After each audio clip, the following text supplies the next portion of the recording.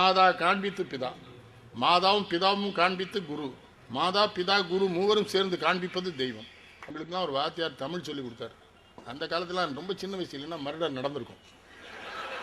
கசடர கற்றவை கற்றவை நிற்க அதற்கு தயாம்பாரு, கற்க கற்க கசடர கசடர நிற்க அப்படியே சொல்லி தகம்பார். நாங்கள்லாம் ஒன்று போல தக தக தக தக தக தக உன்கிட்ட தமிழ் படிக்கணும். எங்கள் அப்பாட்ட சொன்னேன். அப்போல்லாம் செல்வாக்கெல்லாம் எங்கள் அப்பா அந்த பள்ளிக்கூடத்து தலைமை ஆசிரியர் கூட்டியால் அவனை ஒன்றே மாற்று, அப்போ முடியும். இப்போல்லாம் எவனையும் மாற்ற முடியாது.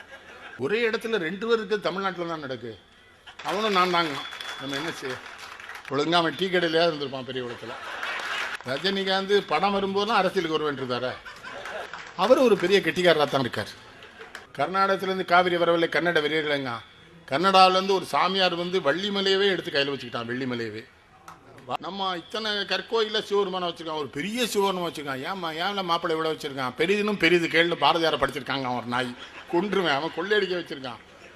நான் என்ன கேட்குறேன், என் தமிழ் மன்னர்கள் ஆயிரக்கணக்கில் கற்கோயில் கிடையாது. ஒரு விஷயம் எப்படி தெரியுமா? கோச்சங்கட் சோழன் இருக்கானே, அவங்க அம்மா தான் கமலவதி. கர்ப்பமாக இருக்கா, குழந்தை பிறக்க போகிற நேரம் ஒரு ஜோதிடம் வந்து சொன்னால், ஒரு நாளைக்கு கழித்து இந்த குழந்தை பிறந்தான்னா 1000 கற்கோயில் கட்டுவாங்க. அவன் என்ன பண்ணா, என்ன தலைகீழ கட்டி தொங்க விடுங்க. தொங்க விட்டாச்சு. குழந்தை உள்ள மூச்சு திணறிட்டு கிடக்கான். ஒரு நாளைக்கு எடுத்து பிற்காலாம் அந்த என்ன பண்ணான், 1000 கற்கோயில் கட்டினான் சிவபெருமானுக்கு. அவன்லாம் கட்டின கோயிலை விடாயா அந்த கர்நாடக சாமியார் ஒரு தமிழ் தலைவனும் கர்நாடகத்துக்காரன் ஏன்டா வந்து இங்கே மலை வச்சிருக்கேன்னு கேட்கானுடா. இயற்கையை பூரா அந்த அரசியல்வாதிகள் பூரா மணல் அள்ளிய தாமிரபரணி ஆற்றி ஒழிச்சிட்டானுல. நம்ம ஆறு எப்படி இருக்கும்? இறங்கி தண்ணியை கோரி குடிக்க மகிழ்ச்சியார். எம்ஏபிஎல் படிச்சு தான் ஏன் மணல் கிளவாங்க. நான் சொன்னேன், ஏன் எதிர்காலத்துக்கு தானே பணம் சேர்த்து வைக்க. உன் பிள்ளை தண்ணி குடிச்சா தானே உயிரோட வாழும். எத்தனை கோடி சம்பாதிச்சு வச்சாலும் கோடி ரூபாய் தண்ணி ஆகுமா? பணத்துக்கு மரியாதையே கிடையாதுயா.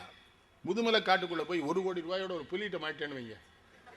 புலிகிட்ட 1 கோடி ரூபாய் சரிக்கிட்ட போய் மாச்சம்மோ ப்ளீஸ் 1 crore is here. அது ஒரே ஆட்டி நாய தாசில்தார்னு நினைச்சால என்ன, ஐ ஆம் அ டைகர் அப்படிங்கிறது.